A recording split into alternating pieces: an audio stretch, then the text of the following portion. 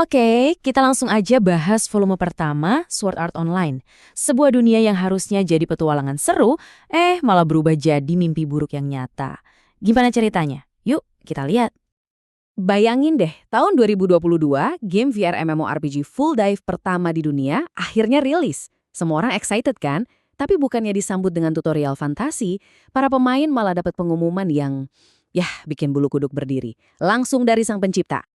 Jadi ini bukan main-main lagi. Game over berarti benar-benar tamat. Kematian jadi aturan mainnya. Dan buat seorang remaja laki-laki, tujuan utamanya saat itu cuma satu, gimana caranya supaya nggak mati.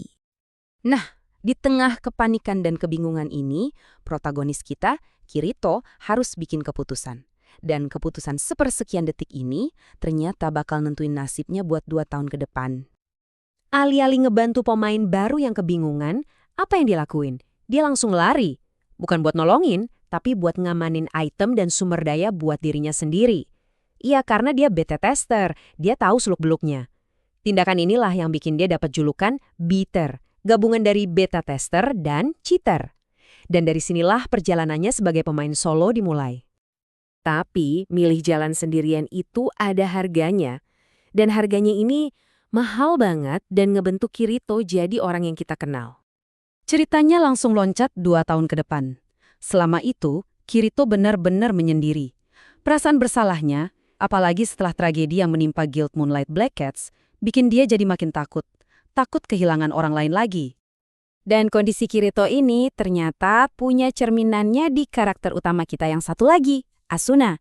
Keduanya itu jenius, kuat banget, tapi sama-sama terperangkap dalam kesepian, meskipun dengan cara yang berbeda. Nah, dari sini, ceritanya mulai berbelok. Ini bukan lagi sekedar soal bertahan hidup, ini jadi sesuatu yang jauh lebih dalam. Momennya adalah setelah pertarungan bos yang gila-gilaan di lantai 74. Kirito dan Asuna, mereka berdua sadar dan memutuskan buat istirahat sejenak, mundur dari garis depan.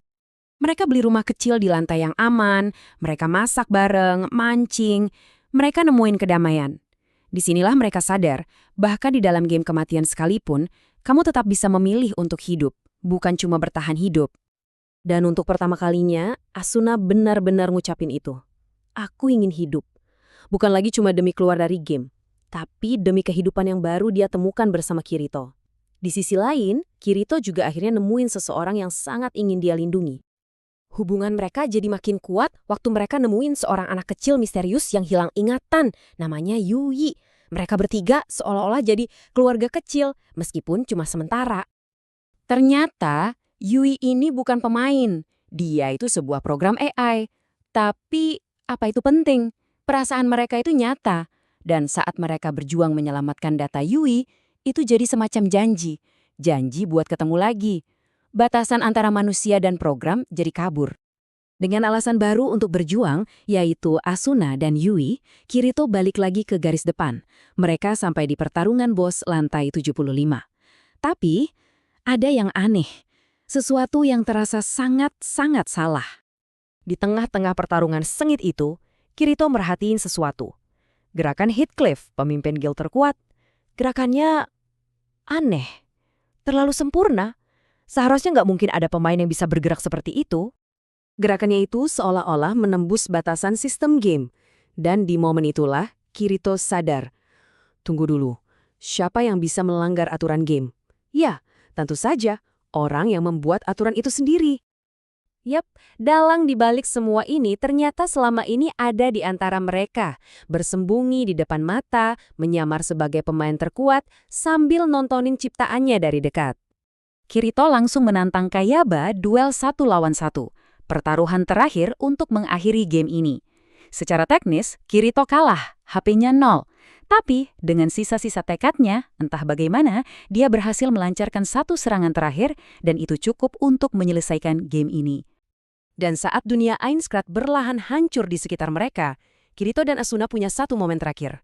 Mereka berjanji, janji untuk saling mencari di dunia nyata. Kirito akhirnya bangun. Badannya lemah, tapi dia selamat. Dia kembali ke dunia nyata. Tapi, Asuna nggak ada. Kamarnya kosong. Ini ninggalin satu misteri besar yang pahit dan belum terjawab. Jadi, kalau kita lihat lagi, volume pertama ini tuh bukan cuma soal game kematian. Ini cerita tentang emosi manusia saat ditekan habis-habisan. Tentang cinta, kesepian, dan gimana kita bisa tumbuh. Bahkan mempertanyakan apa bedanya AI dan manusia. Pada dasarnya, ini adalah pencarian alasan untuk hidup di dunia yang dirancang untuk membunuhmu. Dan semua pengalaman mereka ini akhirnya membawa kita ke satu pertanyaan mendasar. Kalau kamu ada di posisi mereka, di dunia yang dirancang buat merenggut nyawamu, kamu akan memilih hidup untuk apa?